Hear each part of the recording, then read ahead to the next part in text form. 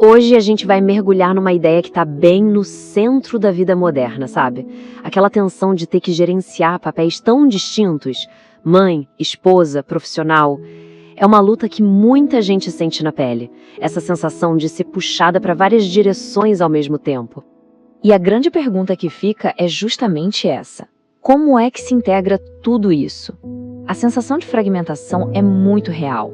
Muitas vezes parece que a gente está sempre trocando de chapéu, vivendo vidas separadas que quase não se conversam. Mas, e se a solução não for tentar equilibrar pratos, e sim algo mais profundo? Então, vamos direto ao ponto central.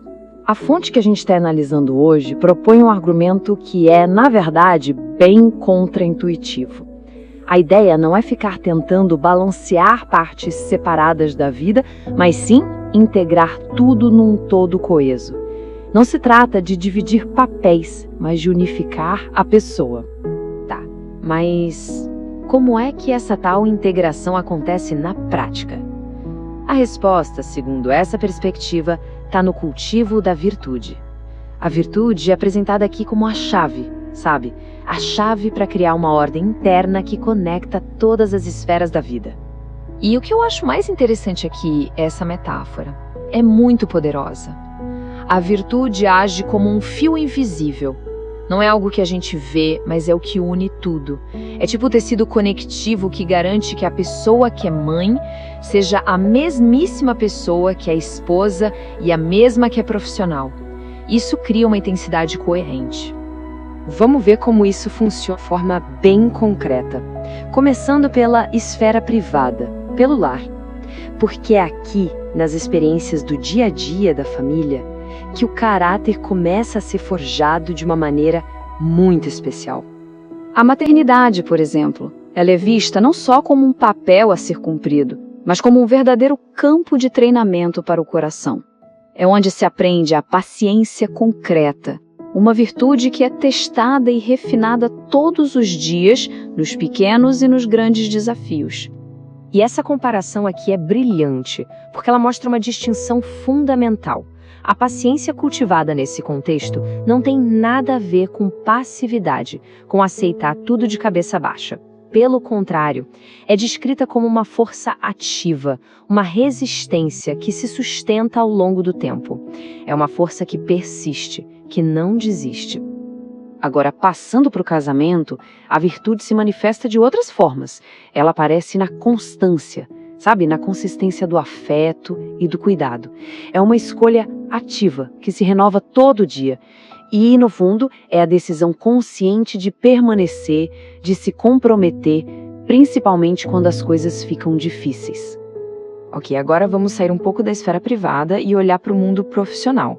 A ideia aqui é que o mesmo caráter, a mesma ordem interior que foi cultivada em casa, é o que se leva para o trabalho. Não são duas pessoas diferentes, entende? É a mesma pessoa agindo em cenários diferentes. No ambiente de trabalho, uma das virtudes mais importantes é a justiça, e ela é definida de um jeito bem específico. Agir corretamente não porque alguém vai te dar um tapinha nas costas, mas por uma integridade que vem de dentro. É sobre o que se faz quando ninguém está olhando. Isso aqui é o teste de fogo. Para dar uma estrutura mais concreta para essa ideia, a fonte usa 4 virtudes clássicas como um guia para a conduta profissional. Primeiro, a justiça, que a gente acabou de ver. Depois, a prudência, que é aquele bom senso para saber a hora de agir e a hora de esperar. A temperança ajuda a gente a gerir a própria energia, a conhecer nossos limites para não queimar a largada. E por último, a fortaleza, que é a força para perseverar mesmo quando o cenário é adverso. E a fortaleza, olha, essa merece um destaque. É a virtude da resiliência. É o que sustenta uma pessoa não só nas grandes crises, mas principalmente naqueles dias silenciosos. Sabe, aqueles períodos longos em que o esforço é gigante, mas o reconhecimento é zero. É a força interior para continuar, mesmo assim. Então, qual é o resultado de tudo isso?